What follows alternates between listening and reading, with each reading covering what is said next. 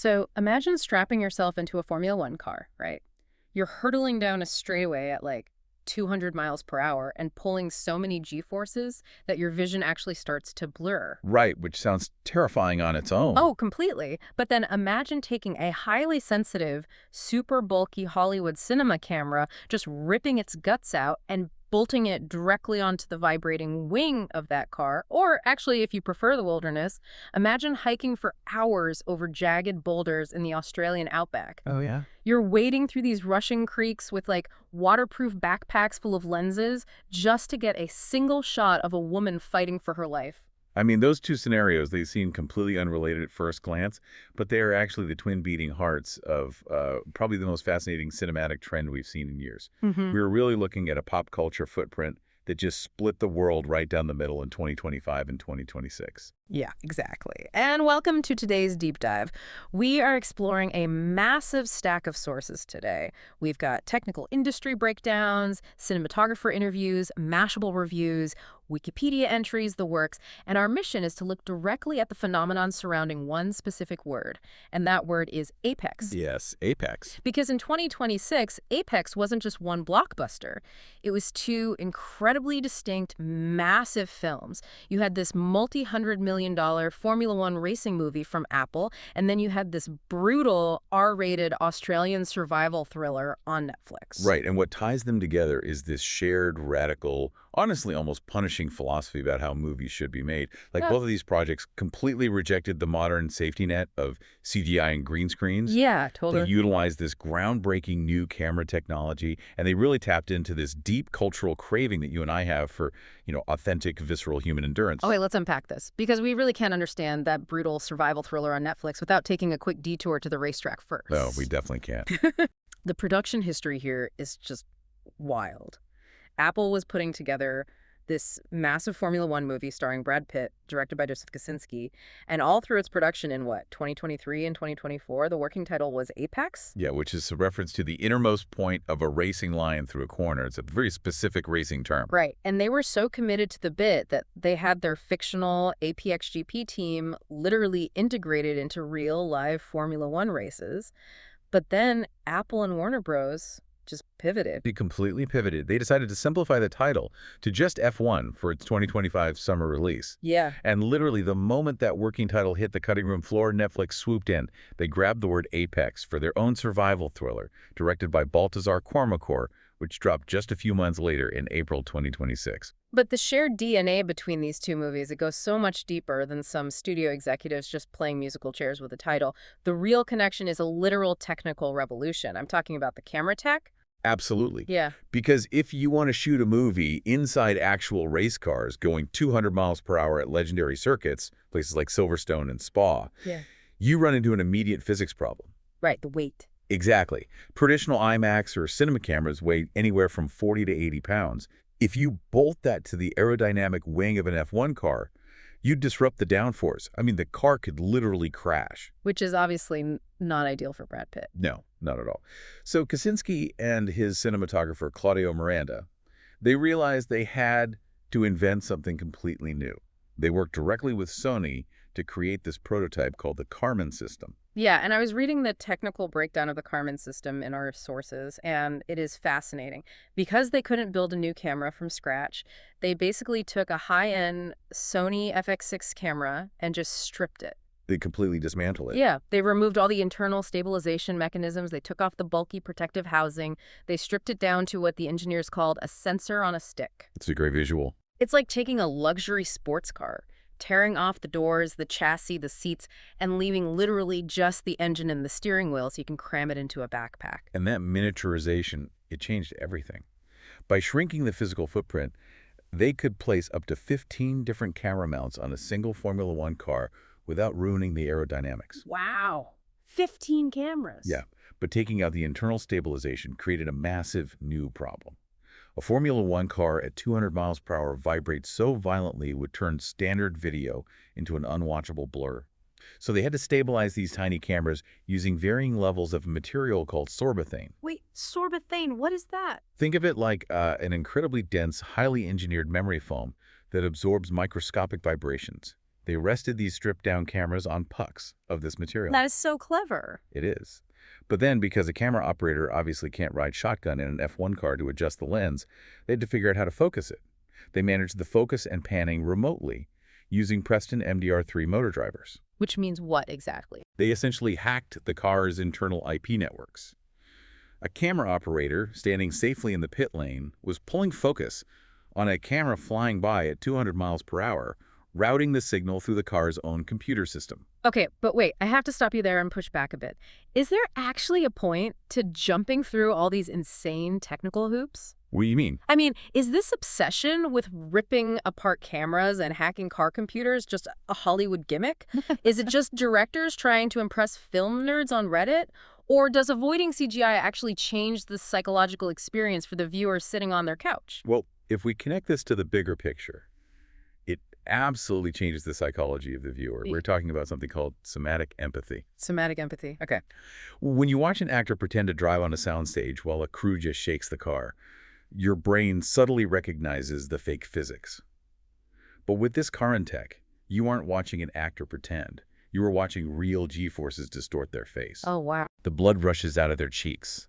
Their eyes vibrate. Your brain recognizes those micro movements of reality that CGI simply cannot fake, and your body physically reacts to the speed and danger on screen. That makes total sense. And that brings us to a massive realization. Because that exact technological breakthrough, this tiny, indestructible sensor on a stick, is what allowed the makers of the other Apex, the Netflix survival thriller, to unchain themselves from massive studio setups. Precisely. Director Baltasar Kormákur and his cinematographer Lawrence Sher, who notoriously shot Joker, by the way, they looked at this F1 technology and realized they could use it to plunge into the most brutal, inaccessible parts of Australia. They didn't need a soundstage anymore. Not at all. And reading about this Netflix shoot, I can't imagine what it did to the crew. They were shooting in the Blue Mountains and the Royal National Park in New South Wales. We aren't talking about parking a trailer near a pretty cliff. Oh, no. The production reality was grueling. Lawrence Sher noted that day one of shooting was a 30,000-step hike. Day one. Day one. The crew was climbing over boulders for an hour every single day just to get to the set. They were swimming through rushing creeks with all this miniaturized camera equipment stuffed into waterproof backpacks. Some of the gear even had to be helicopter dropped into advanced locations. Because you obviously can't pave a smooth track for a camera dolly over a jagged boulder in the middle of a river. Right, exactly. They completely ditched traditional dollies and tracks. Instead, they relied on tiny handheld gimbals that could only hold 10 pounds and these very small drones. But Sher was super adamant about how they used the drones. He didn't want those sweeping, epic, traditional helicopter shots. Probably because those usually make him airsick anyway. He actually admitted that in one of the interviews we read. He did, which is just a hilarious constraint for a cinematographer to have. But it forced a brilliant creative choice. They operated these small drones like intimate, handheld documentary cameras. Oh, I love that. Yeah, instead of flying high above the landscape, they treated the drone like it was just another person standing 2 feet away from the actor on a sheer cliff face. And the look of the film totally reflects that grit, too. I saw in the sources they use something called a brand new LUT. How does that work, and why does it look so completely different from Sher's previous work on Joker?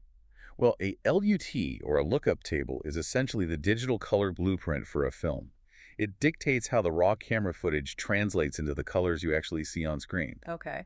For Joker, Sher and color grader Jill Bogdanovich built a very nostalgic 1970s film print LUT. It felt like an old photograph. But for Apex, Kormákur wanted absolute naturalism combined with extreme contrast. So Bogdanovich built a look focused on what they call highly contrasted immediacy. So translated from film critic speak, that basically means she made the dirt and the sweat look so sharp and harsh that you feel like you need a shower just from watching it. That is the perfect way to describe it. It avoids nostalgia entirely. It pulls the audience directly into the freezing water alongside the actors. And the cast was really in that freezing water. Charlize Theron plays Sasha, the lead, and she actually trained with Beth Rodden, who's one of the most renowned rock climbers in the world. Yeah, she went all in. She really did. Theron did so much of her own water stunt work in those rapids that she apparently developed a lasting aversion to kayaking. So, again, I have to play devil's advocate here. Go for it. Kormákur essentially forced his cast and crew on a literal survival expedition. Does making your crew suffer like that actually translate to a better movie, or Is the director just being a macho guy trying to earn hardcore credibility? Like, can the viewer really tell the difference? I mean, it is a valid skepticism. Hmm. But Kormákur argues that when you don't have real physical obstacles, filmmaking becomes contrived. By forcing the crew into the elements, the environment shapes the performance. That's a fair point. The physical exhaustion you see on Charlize Theron's face isn't acting. She is genuinely exhausted. The landscape in the Blue Mountains becomes this indifferent, hostile character. It creates a tactile cinema experience that CGI water and phone rocks on a soundstage just can't match. And that intense physical reality was completely necessary to ground the story, because at its core, this is an incredibly dark film. It isn't just about surviving nature. It's about the psychological weight of grief and the terrifying reality of human predators. Yes, the physical struggle mirrors the emotional struggle perfectly. The plot centers on Sasha, Theron's character, who is a grieving adrenaline junkie.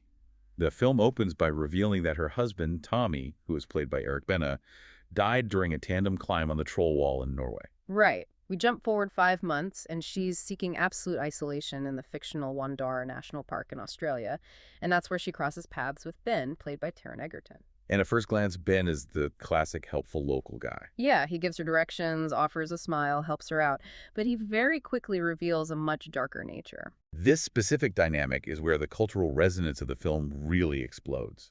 A fantastic review in Mashable connected the character of Ben directly to the massive 2024 TikTok discourse around choosing the bear. Oh, that was everywhere. The whole internet debating whether a woman would feel safer stuck in the woods with a wild bear or a random man. Exactly. Ben perfectly embodies the terrifying core of that debate. He weaponizes what reviewers called ordinary male helpfulness. Wow. He uses societal expectations of politeness and the pressure women feel to be nice to a guy who is just trying to help, to slowly isolate Sasha. Here's where it gets really interesting. I look at Ben's nice guy routine like a Venus flytrap. He uses this sweet, harmless exterior purely to lure in and trap his prey before snapping shut. That's a great analogy. Because once the trap closes, we learn he's not just a stalker. Ben is a serial killer practicing cannibalistic tribal rituals. He has literally filed his teeth into sharp points. It's so disturbing. It is. And in one of the most grim details of the movie, he turns his victims into jerky that he actually sells at the local convenience store. Yeah, it is deeply, deeply unsettling. But let me ask you this. With a premise that extreme, is Ben's character a complex, standalone villain? Or does he risk just becoming a flat megaphone for internet discourse, like just a meme villain? Taron Egerton himself described the character as a kid playing pretend. How does a kid playing pretend mesh with cannibalistic serial murder? It meshes because his motivation isn't just mindless slasher movie monstrosity. The screenwriter, Jeremy Robbins, gave Ben this twisted spiritual code. A spiritual code. Yeah, Ben tells Sasha that capturing the spirit of your prey requires consuming them. He even casually drops the horrifying detail that his own mother was his first one. He acts as a dark mirror to Sasha. How so? Like, how are they mirrors? Both of them are extremists seeking the absolute edge of human experience. Sasha uses extreme risk-taking on rock walls to test herself and process her immense grief. Ben uses extreme risk to erase others and establish ultimate control. Oh, it's... Egerton plays him with his psychotic, childish glee. He views himself as the apex predator of this forest, which makes him terrifying because he's completely coherent within his own warped worldview. And that childish yet psychotic need for control brings us to the actual mechanics of how he hunts Sasha, which introduces one of the most jarring and, frankly, viral elements of the whole movie, which is the way it sounds. The soundscape is highly specific and incredibly aggressive. Yeah, there's this chilling moment where Ben finally drops the nice guy act and gives Sasha an ultimatum. He tells her she has exactly the length of one song to run before he starts hunting her with a crossbow. Just brutal. He pulls out a boombox, presses play, and blasts Go by the Chemical Brothers. It's such an unforgettable needle drop. And the rest of the soundtrack maintains that chaotic energy. The original score was composed by Icelandic artist Högni Egerton. Instead of standard spooky violin music, the score is filled with dissonant orchestral music that basically sounds like a panic attack. It really does. It perfectly mimics Sasha's disorientation. Then you have these licensed tracks crashing in. Pantera's Walk plays during a brutal physical struggle, and a bizarre, upbeat Icelandic track called Nasty Boy by Trabant plays during a really unsettling rope swing scene. Which catapults us right into the physical climax of the film. Sasha and Ben end up trapped at the bottom of a ravine. She manages to break his leg with a rock, but the only way out is straight up a sheer cliff face. Right. So they were forced into this incredibly tense, wary compromise where they have to tandem climb the wall together to survive. Sasha is literally shackled to her abuser, and the narrative symmetry here is just brilliant. It really is. Sasha is tethered to Ben on this rock face in the exact same way she was tethered to her husband Tommy when he died on the troll wall in Norway. It's like the literal dead weight of Ben pulling on the climbing rope perfectly represents the emotional dead weight of Sasha's grief. That is the thematic core of the entire film. She has to make the physical choice to unclip him, to let go of the predator dragging her down. But symbolically, she's also finally letting go of the trauma that has kept her frozen for 5 months. But going back to the music for a second, using a high-energy dance track like Go by the Chemical Brothers to kick off a death hunt is a huge swing. Oh, massive. Does relying on a pop culture needle drop like that undercut the horror of the situation for the viewer? Does it make it too silly? What's fascinating here is how the music underscores the psychology of the villain, rather than the fear of the victim. The upbeat, almost party-like music highlights Ben's psychotic detachment. Right, because to him it's fun. Exactly.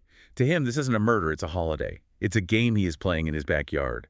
Contrasting that high-energy dance beat with Sasha's absolute gasping terror actually makes the stakes feel incredibly real. It strips away the traditional horror movie atmosphere and replaces it with the unpredictable chaos of a psychopath's personal playlist. And that visceral combination, the pumping music, the real rock climbing, the intense themes, it created a massive cultural footprint in 2026. But it also created a stark divide in how the film was actually received. Yeah, the critical reception versus audience reception is a textbook case study in what modern viewers actually want. Let's look at the numbers. The Brad Pitt F1 movie, which had that original Apex title and all that Carmen camera tech, was a theatrical savior. It pulled in $634 million at the global box office. A huge success. Meanwhile, the Netflix Apex went straight to streaming, racked up 40.8 million views, and hit #1 globally. But the critical response was night and day. F1 got an 82% on Rotten Tomatoes and even won an Oscar for Best Sound. The Netflix Apex sat at a very mixed 67%. The disconnect really came down to the script. Professional reviewers from places like The Guardian and In Session Film tore into the screenplay. They called it hollow and predictable. Yeah, I saw those reviews. They argued it leaned way too heavily on horror cliches of the helpless woman and the unstoppable killer. Some critics even joked that the film's marketing, which featured Charlize Theron climbing a real rock wall on a massive billboard in Times Square, was more inventive than the actual plot of the movie. I mean, I see their point, but I sort of look at movie critics watching a gritty survival thriller the same way I look at food critics reviewing a roadside barbecue joint. What do you mean? Are they complaining that the food is served on paper plates when the entire point is just the meat? Like, do we just not care about story anymore? Does the massive commercial success of Apex on Netflix prove that you, me, and the rest of the audience prioritize a visceral, physical feeling over a profound, flawless script? I think it proves we are living in an era of intense CGI fatigue. Audiences have spent the last decade watching digital avatars fight in weightless green screen environments where nothing feels real. So when a movie comes along where you can genuinely feel the physical exertion, the real gravity, the actual dirt under the fingernails, audiences are incredibly forgiving of narrative familiarity. They don't mind a simple cat and mouse plot if the mouse is genuinely bleeding and the cat is genuinely terrifying. So what does this all mean? When we look back at the 2026 Apex phenomenon across both a multi-hundred-million-dollar racing blockbuster and a grueling wilderness thriller, it proves that tactile cinema is back. We want to see actors actually pulling G-forces in the cockpit, and we want to see them actually hanging off real cliffs in the outback. And if we think about why this resonates with you as a listener, it makes perfect sense. In our highly curated, digital, comfortable lives, most of us are completely insulated from physical danger. Yeah, thankfully. Right. But we use these films as a safe vehicle to experience the raw edges of human endurance. They allow us to brush up against the absolute limits of survival without ever having to leave the couch. Which brings up one final provocative detail we haven't even mentioned yet from the sources. Charlize Theron and director Baltasar Kormákur have already announced that they are teaming up again for a brand new action thriller at Universal called Six Clean Kills. Oh, wow. Yeah. If Apex was what they achieved by stripping away the studio safety nets, tearing apart camera technology, and dragging their crews through freezing rivers, what extreme, punishing reality are they going to subject themselves and us to next? We started this deep dive talking about the expectation of precision, of a clean, unified cultural image when you hear a movie title. But maybe the real legacy of Apex isn't a single image at all. No, I think it's the return of a cinema that doesn't just show you a picture, but actually makes you feel the impact. Exactly. And that is a wrap on today's deep dive.